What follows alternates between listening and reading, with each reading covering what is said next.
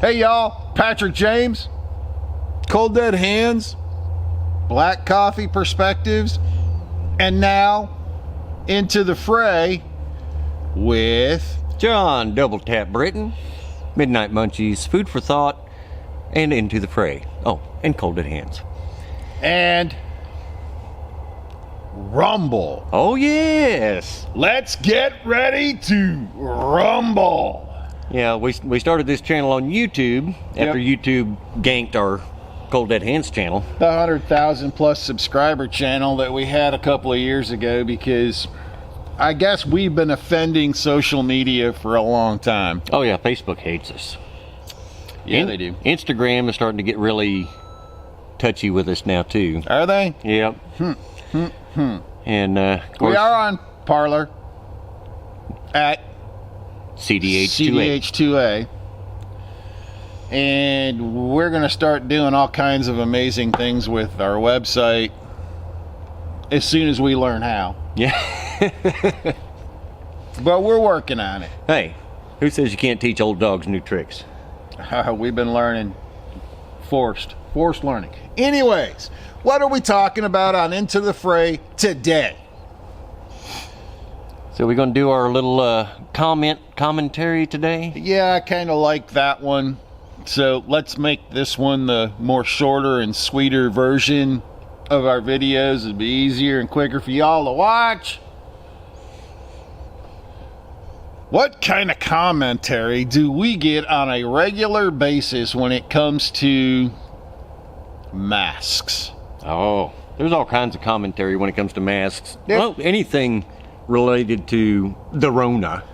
Anything related to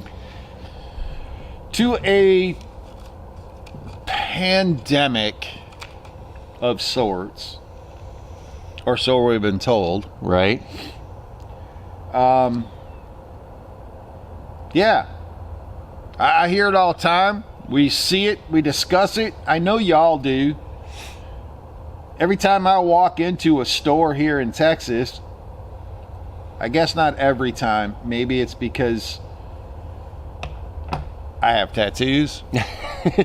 Maybe it's because I have resting bitch face. You look scary. I don't know, but I have heard it. Why aren't you wearing a mask? Oh, I had that happen to me at the gas station one day. And this was before the mask mandates, when it was merely a suggestion. And a Karen at the checkout, there's like 6 people in line behind her, all socially distanced, standing on the little marks on the floor. And she turns around to walk out, and nobody behind her is wearing a mask. And you hear her mumble under her breath, "Nobody's wearing a mask. No wonder everybody's sick and dying." Everybody's sick and dying. Everybody's sick and dying. Sick and tired. Sick and tired. Sick and tired. Definitely sick and tired. Sick and dying. Man, the numbers are just not lining up.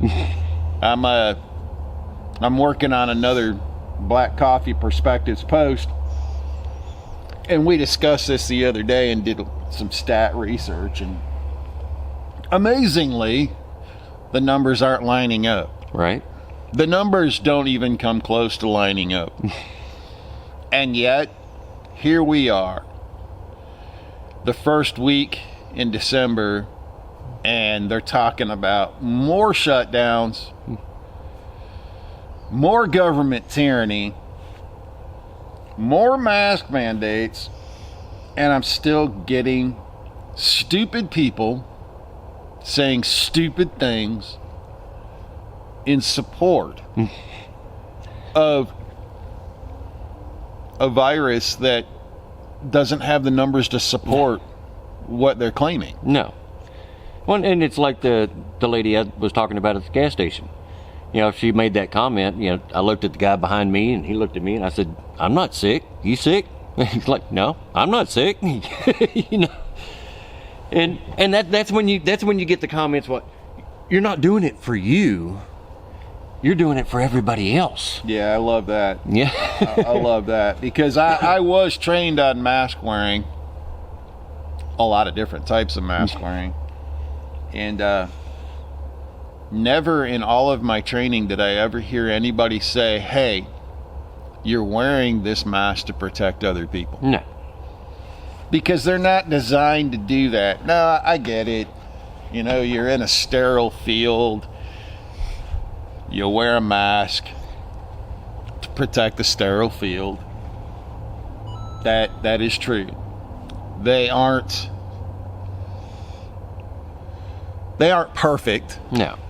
I mean, even the N95, the pinnacle of all masks. Which really isn't the pinnacle of all masks. Well, you know, of okay. disposable masks that you can wear on a regular basis. Yep. The 95 literally means 95% effective. Right. Well, it's better than nothing. Well, you know, I mean, if there's two people standing there and one pees on you, you're going to get peed all over. right. And if you two naked people peeing on each other, it's pretty weird. But I've heard that. And of course, if one person's wearing a pair of pants, then it protects you a little bit if that naked person peed on you. And if you're both wearing pants, well, then you're that much more protected. That's not how it works, people. We have seen a lot of things happen in 2020. Oh, you know, talking about the peeing, since we've gone down that road, we might as well get into farts. You know, that was one that came out early in the whole mask debate. Well, you know, a fart can go through your underwear and your pants, and you still smell it. Now, granted, a fart is a lighter than air gas. It's not a virus, but It's not spittle. and that's the absurd level that this whole mask debate has devolved into. Yeah. Peeing on each other, farts, you know, putting up a chain link fence to stop mosquitoes. You know, it's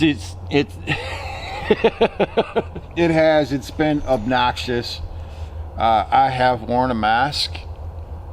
Had to go. oh no. But wait, the experts say they work. The experts say they work. They now, Which experts are those? and then that's what I was just about to say. You know, the study of masks and their efficacy has been what the left likes to call settled science for a long time, until 2020. And even in 2020, at first they were like, masks aren't effective. They're not going to do you any good. And then all of a sudden, now everybody's got to wear a mask. I'm confused. Yeah. So not only do the experts contradict each other, they often contradict themselves. Well, and this is where it all boils down, and I probably ought to throw the tinfoil Stetson on for all of you out there who like to say we're conspiracy theorists. Yeah, I am. Remember? Wrote a book about it. Frail New World. Digital conspiracy. So, yeah, I am, to a degree. That, of course, is written upon, or the premise based upon conspiracies that actually were true, and the government actually did do the things that are described in this book to some degree. Like MK Ultra. Yeah. Like brainwashing and introducing drugs into people as guinea pigs. Oh, yeah. Like a vaccine that's fixing to come out. Oh, yeah. Hey, if y'all want to take a vaccine, cool. If y'all want to say the virus is a killer, that's cool. You can. I admit it is a virus. Mm-hmm. And it does kill people. It has been crowned the king of all viruses. I'm not sure how that plays out, but it has. It's been declared a pandemic, even though the numbers do not match, and you can go and look at the numbers. They don't match.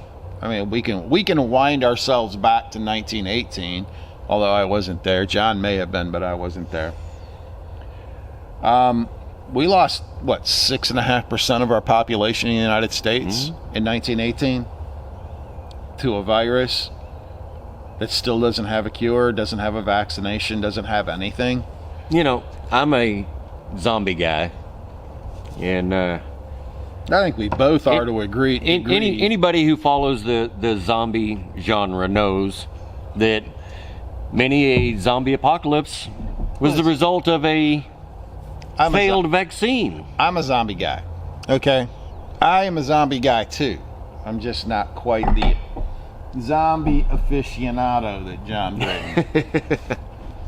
But I am a zombie guy. I have axes and knives around for repeat use. Because you don't run out of ammo on those. You do not run out of ammo with those. But proceed. But that's the whole point. Is so many of those start off with a failed virus, and the one of the other great comments that you hear, coronavirus and mask related, is follow the science. Follow the science. And like the experts, the science doesn't all agree. Like I said, the science on masks was settled science before 2020. Science has rarely agreed. I mean, how often has science actually agreed? I believe in creation. I believe in Adam and Eve. That doesn't align to Darwin's science on evolution.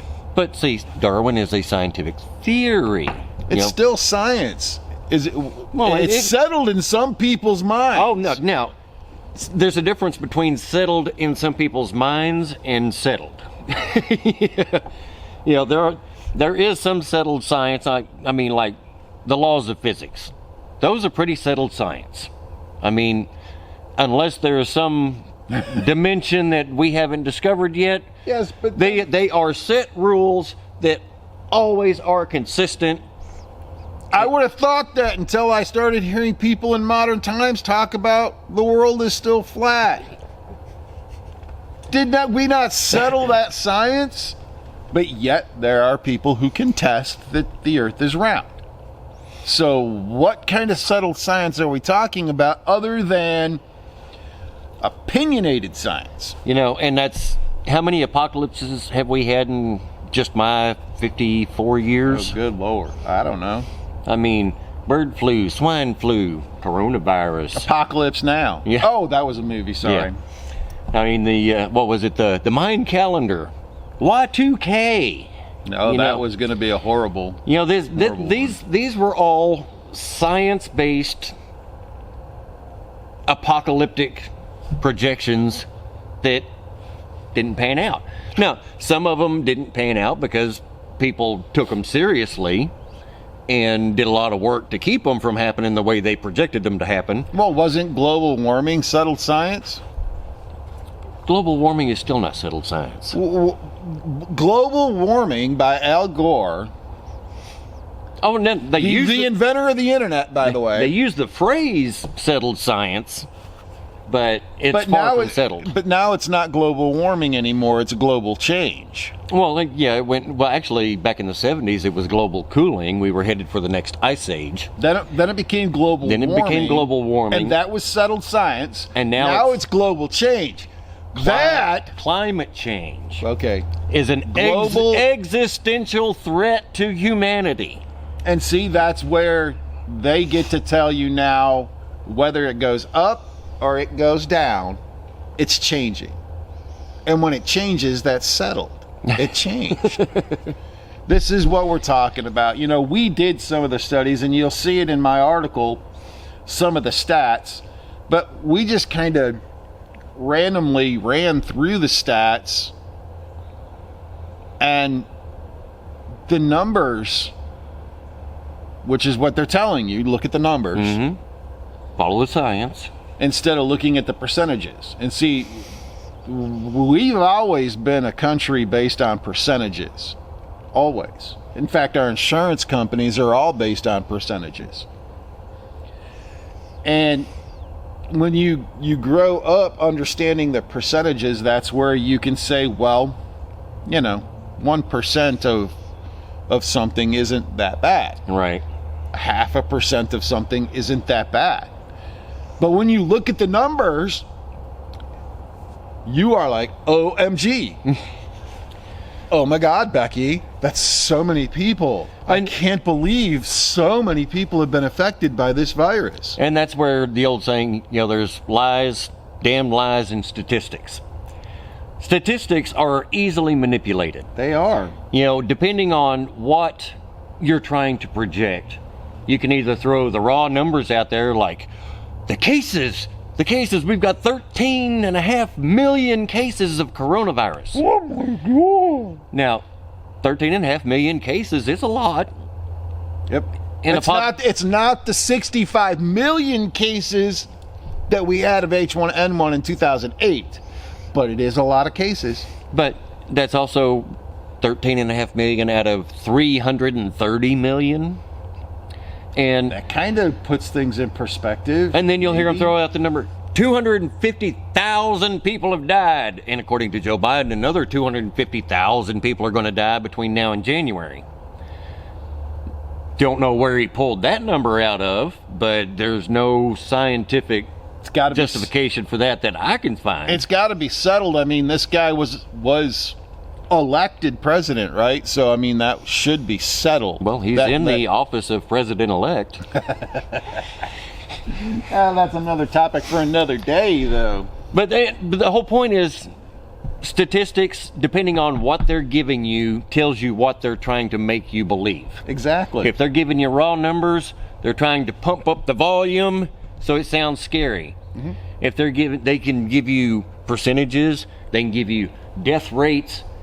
For example, COVID.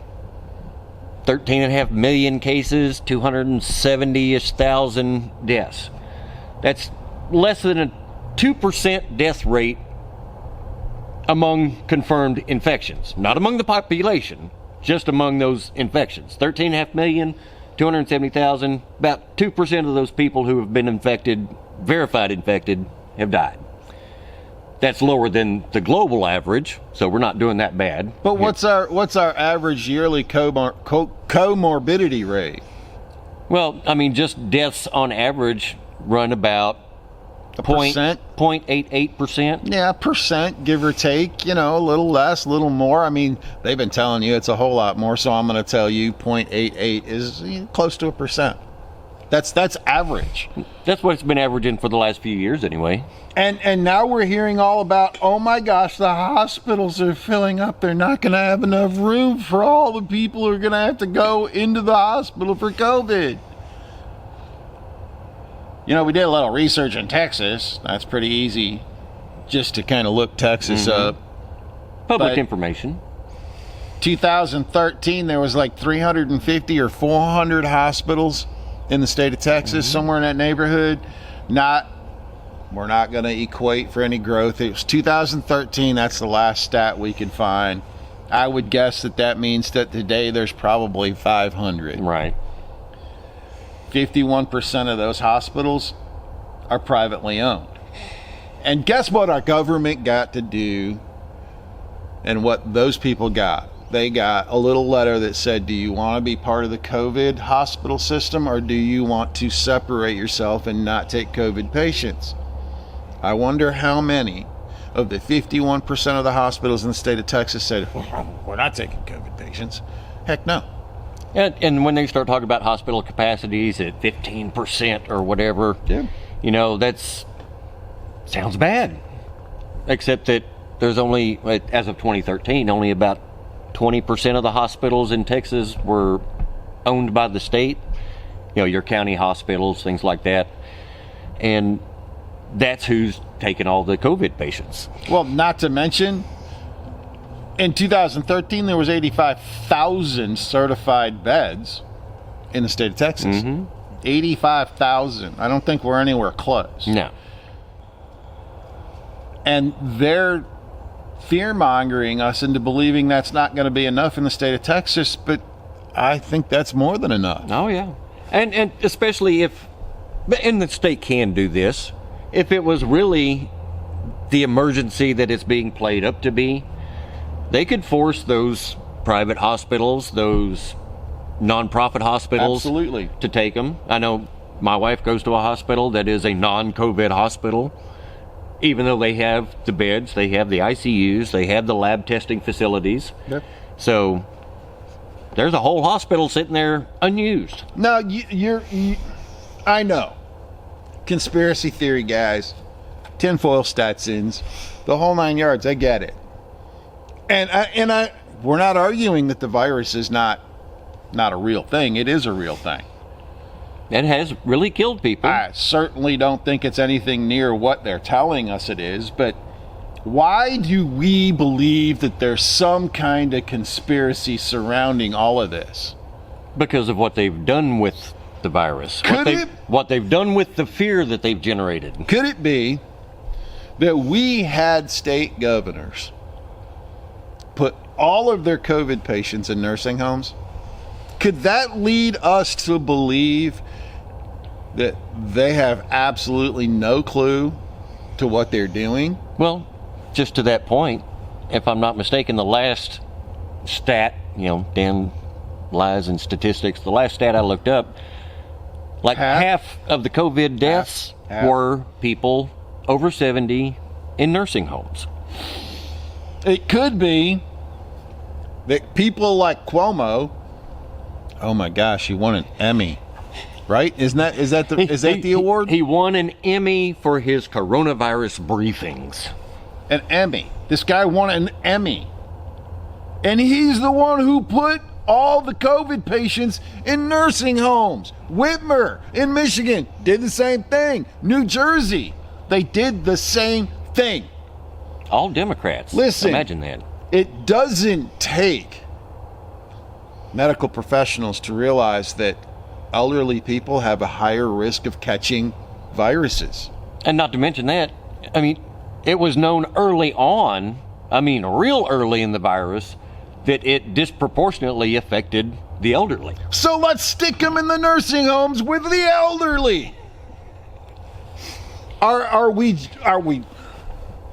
talking Soylent Green here? No. It's people! Literally, is that what we're talking about?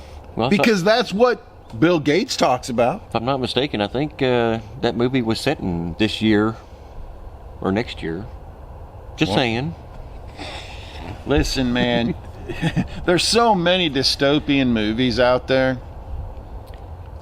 Charlton Heston, Namesake, Cold Dead Hands. Of course, they ripped that all off, as we've been informing you over the years that it was a gun owner, not a gun owner, a gun shop owner in Montana who came up with the slogan and printed it on bumper stickers. And then our wonderful gun rights group stole the phrase and gave him no credit. But is this another rabbit hole? It is, because I was talking about dystopian and Charlton Heston. Oh. And he's done a lot of them. Planet of the Apes. Oh, yeah. What was it? Is it? Not Clockwork Orange. He wasn't. No. That was another dystopian. That was a dystopian, and that was a good foreign film. And, of course, obviously, Soylent Green. Soylent Green. That was it. That's the movie I was talking about. So, yes, let's put all of the COVID patients in the nursing home to infect all of our elderly, and then let's prevent all of the public from seeing their elderly parents that they've stuffed in nursing homes, and now, oh my God, my parents are going to die, and I didn't get to go to the funeral, and you stuffed them in a nursing home anyways. Did you really care that much about them? You stuffed them in a nursing home. Yeah, I know. But, you put COVID patients in nursing homes and kill tens of thousands of elderly people. Well, half the stats can be equated to people 70 and up. How many? 250,000? Is that? I think we're like 270 right now. 270. 270,000, and half is equated to 70 and plus. 70 and up. Nursing home age. So, instead of getting charged with, negligent homicide, you get an Emmy. You get an Emmy. A governor who did this should be charged for doing that. And you guys give him an Emmy. You award him. Oh my gosh, his briefings were so amazing. And of course, he followed all of his own recommendations about wearing masks and things like that. He did. His whole family did. Yeah, so did Pelosi. Not. But, and that's another thing. Didn't Governor Moonbeam just have some kind of dinner where he wasn't wearing a mask? Do as I say, not as I do. Oh my gosh. And you wonder where our tinfoil hats come from, people. But yet, when I don't wear a mask, or you don't wear a mask, and Karen comes up and says, "You're not wearing a mask. I thought you were a Christian. You don't got a care about Cairo. people." You got a Cairo on your arm tattooed. You're professing to be a Christian, but you don't care about anybody else because you're not wearing a mask. Hey, shut up. I didn't ask for your opinion. I mean, I know it's harsh, and I struggle with this. I do. Oh, yeah. I struggle with, I am a follower of Christ. And because I'm a follower of Christ, I try to be Christ-like as frequently as I can, and I fall short every day. Yeah, you try to turn the other cheek, and you try to walk the line, but I do. But that's what I get. right. I get it all the time. Well, my personal opinion, let's stop right there. Because I don't really care about your personal opinion. What I care about are the stats. I care about the facts. I care about the truth. Not your opinion. I know, it's my opinion, right? This is our opinion. So if you don't like our opinion, you don't have to watch. I don't have to listen either. Although we hope you do keep watching. We do. Yeah. We do. I'm not going to tell you I don't give a rip about y'all. I do. I care about everybody. I've done this we've been doing this for 9 years. Mm-hmm. We've been validating comments and discussing and debating amongst a plethora of people until Facebook said no more. Right. And YouTube shut our old channel down. Yep. We have been doing this.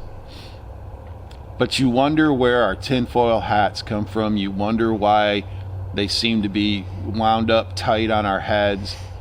The government has done all of this through all of their lying. Oh, yeah. Every bit of it. And it's funny because, we talk about these dystopian movies, zombie movies, Soylent Green, and all you have to do is look around and you see this stuff playing out in real time today. Yeah. Everything that's portrayed in those dystopian movies, the tyrannical dictates, the media mind control.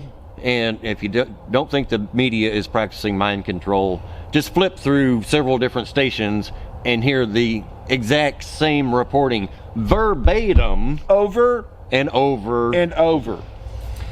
So ad nauseum. I mean, there's a reason why they call it pushing a narrative, because they are literally pushing a narrative. And big tech, social media, the whole 9 yards.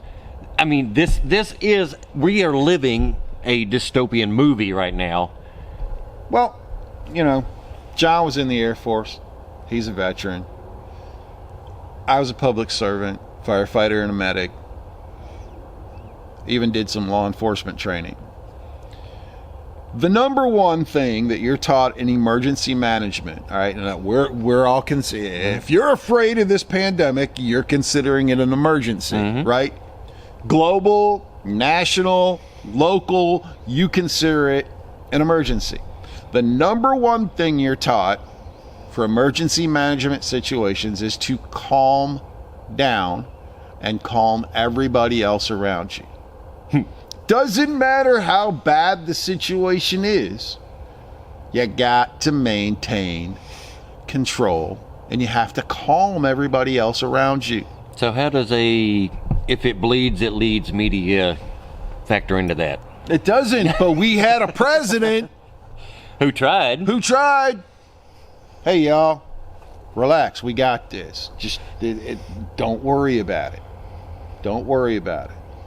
And he got vilified and crucified for telling y'all not to worry about it. But that was his job.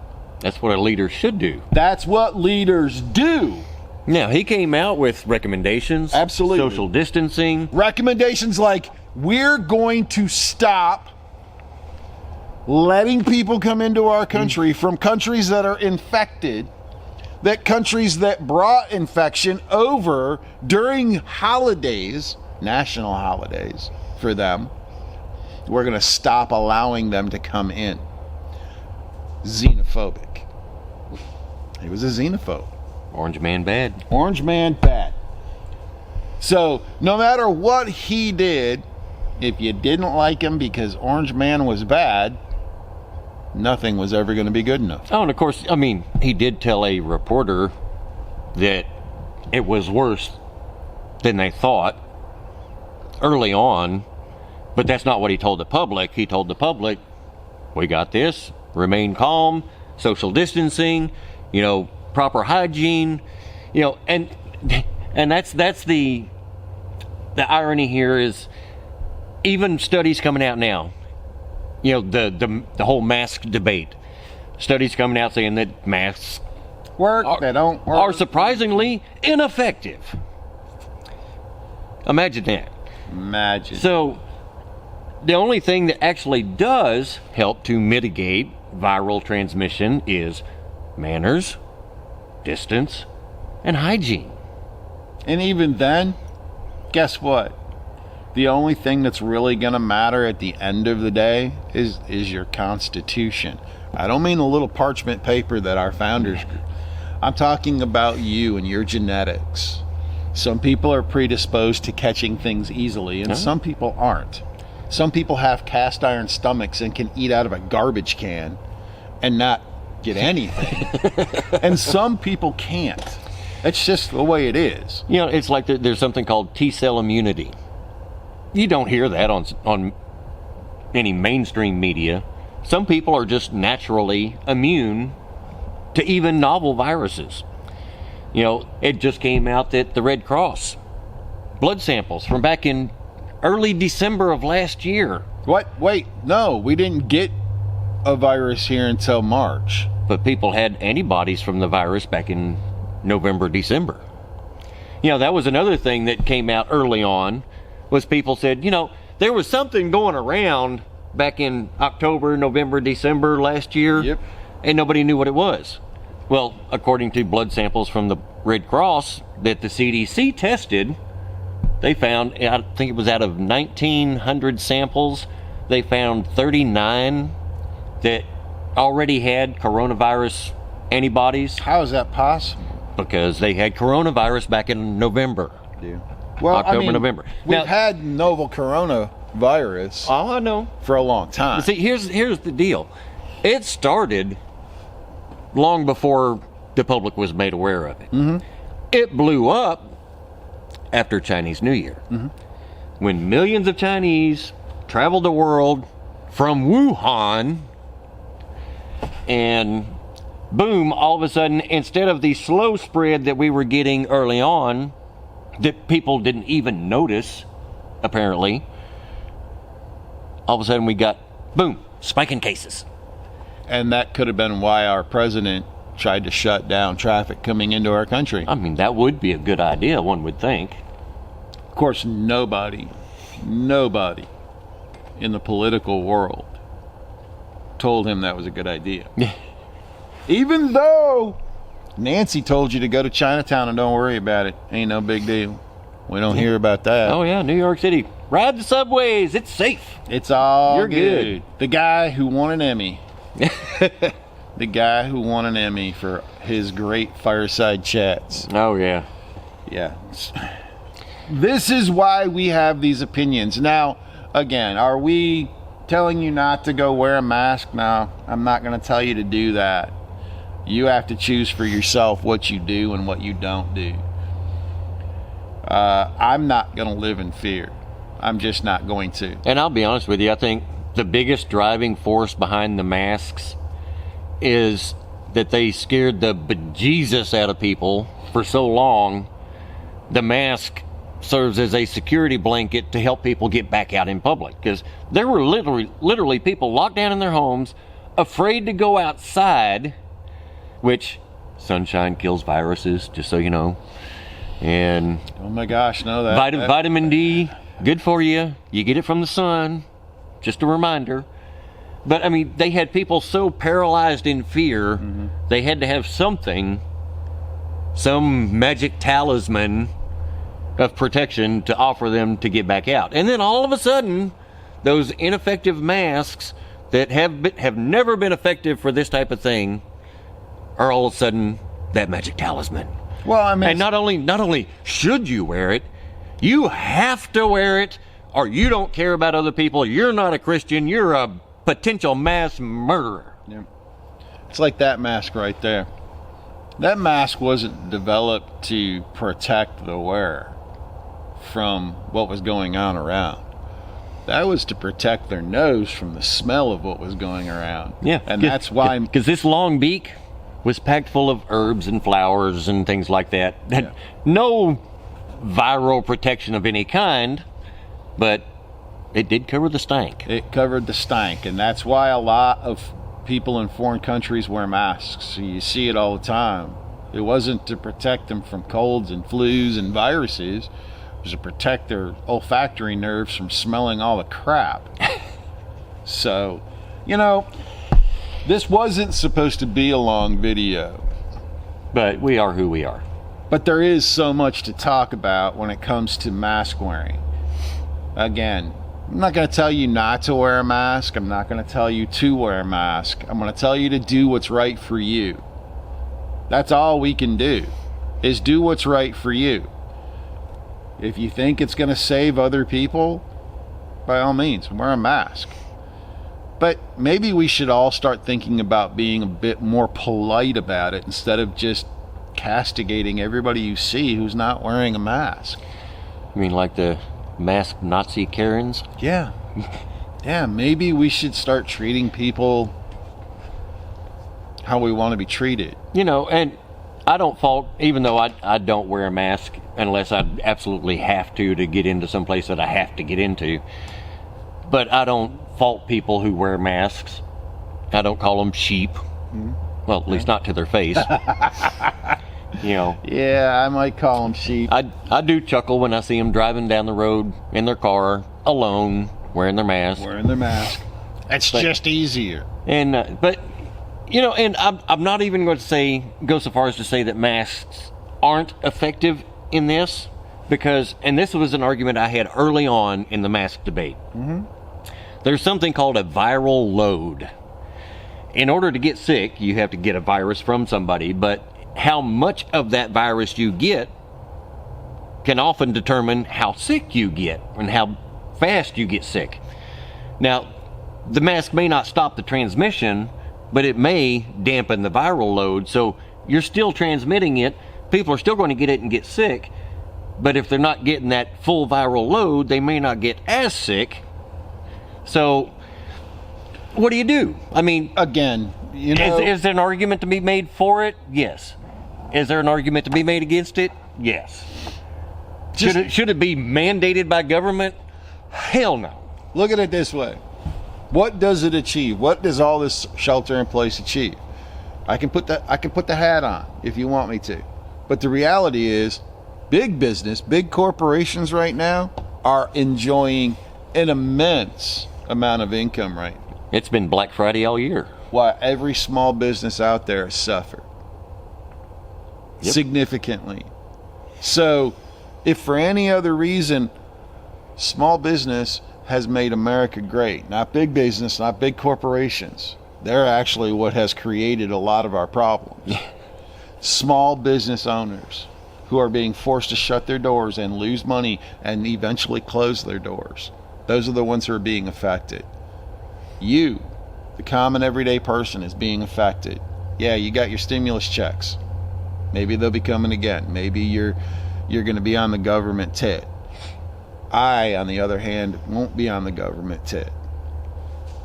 I'm just not, I don't qualify for that. So, there it is. That's our conspiracy. That's our mask thing. That's all there is surrounding all of it. And you can be a good guy and go out there and wear your masks. Follow along with the settled science all you want to. I'm not going to say a word to you. Yes, you might see me snicker when I see you in your car with a mask on. But you come at me, bro, I'm going to give it right back to you. Exactly. I just, I wish that there'd be a revitalization of things like Dennis Leary and his song, I'm an asshole. I'm an asshole. Dennis, you need to bring that song back out, man. Anyways, guys. Yes, Dennis Leary, don't charge us for saying, I'm an asshole. I know, we shouldn't swear, we're Christians, right? Oh, we covered that whole Christian thing, didn't we? Yeah. I fall short every day, guys. Seriously. Look, can we be a nicer population for a change, or are we always going to fight amongst each other? Well, that is kind of human nature. We're kind of a competitive breed. Yeah, we are. We are, and yeah, I like to beat people up verbally. I'm not huge on physical violence. I only engage in physical violence when it's necessary to protect my flock. You know, somebody once told me that the human race isn't evolved enough for the utopian ideals that are presented, like socialism and things like that. Like Marxism? Yeah. You know, we're not evolved enough. We're still too primal. Too primal. That's called liberty and freedom, free will, and free association, and I like them just like that. I don't really need anybody to tell me or force feed me their morality or anything else. I do unto others as I would have them do unto me. Isn't that like a golden rule or something? That is a golden rule in the words of Christ, and the premise behind natural rights to begin with. Mm-hmm. So anyways, we appreciate you tuning in. Yes, it was a long video about masks. We hope you found some of it entertaining. We hope that you found some of it to be informative. Hey, if you're going to have a discussion about masks, be civil about it. If Did you say masks or mosques? I said mask. Okay. Must be that strange accent. Strange accent. Listen, if you walk into a place and they tell you to leave because you don't have a mask on, hey, leave. Go someplace else. Right? And if there is no other place to go, put the damn mask on. I guess you're going to have to. If you have to go in, you have to go in. And if they're not going to let you come in, then they're going to arrest your butt if you don't. I mean, that's likely what's going to happen. So, you know what? If you've got the time and money, fight it. By all means, take it to Supreme Court, baby. But if you just got to get it done, get on with your day, take care of the family, you do what you got to do. Get her done. You know, principles are principles. Who knows? It may come down to everybody's going to have to wear a mask, or you're not going to get your food card to go into Walmart to buy your food for the week. But the one beautiful thing about America is, when tyrants reveal themselves, we can replace them. Yep. And that is a topic for another video, and we thank you for tuning in, and we hope you tune in again. Make sure you share this thing with as many people as you can, because that helps build our subscriber base. Thank you, and remember, if you want peace, prepare for war. Later.